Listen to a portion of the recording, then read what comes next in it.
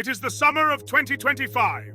In Moscow, the sun sets over streets where neon signs flicker, but the familiar glow of smartphones is missing.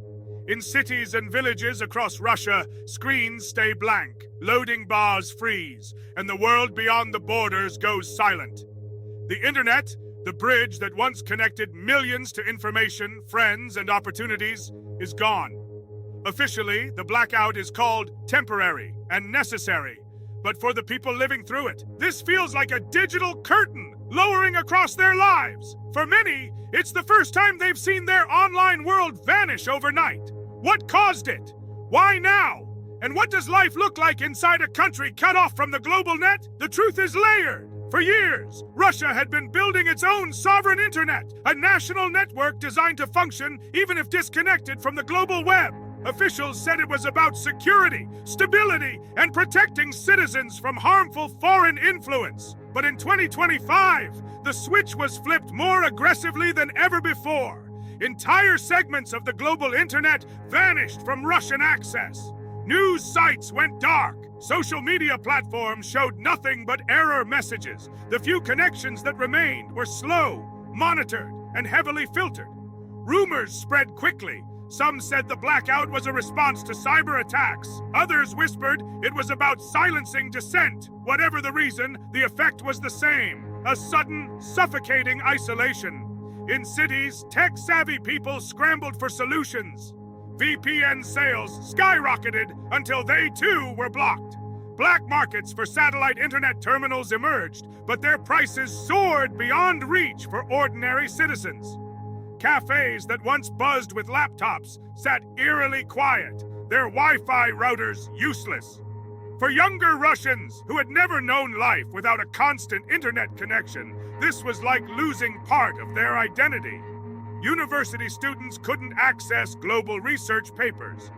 Small businesses that relied on foreign customers saw their orders vanish. Musicians and artists, once able to share their work instantly with the world, now faced a digital void. The blackout wasn't just about losing entertainment. It was about losing opportunities, voices, and livelihoods. But in rural areas, the impact took on a different shape.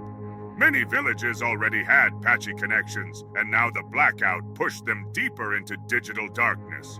Farmers who had begun using online tools for weather forecasts and supply ordering found themselves going back to pen and paper. Families with relatives abroad faced silence, letters and expensive phone calls replacing instant messaging. The sense of being left behind was overwhelming. For some elders, the blackout felt like a return to Soviet times, when outside information trickled in only through whispers or contraband radio signals. For the younger generation, it was a terrifying glimpse into a controlled future. The blackout also created a strange, almost surreal sense of unity in some corners. People gathered in parks, libraries, and town squares to exchange news face-to-face. Bulletin boards filled with handwritten notices returned to use. In some communities, offline meetups flourished in ways the digital era had almost erased. Yet, these silver linings were overshadowed by the growing fear. Fear of what else could be taken away, and fear of living in a world where every click, every message, and every word might be monitored or erased. Outside Russia, the blackout became a story of its own. Global headlines painted it as the latest step toward a modern-day Iron Curtain, not made of concrete and barbed wire, but of firewalls and blocked IP addresses. Human rights organizations warned that cutting off access to information was cutting off a basic human right. But inside the country, many didn't even know the scale of what they were missing. Without the global internet, comparing perspectives or verifying events became nearly impossible. The official narrative was all that remained. By late 2025, some connections had returned, but they were never the same. Access came with new rules, new monitoring systems, and new risks. Certain websites were permanently gone from the Russian internet, replaced by domestic alternatives.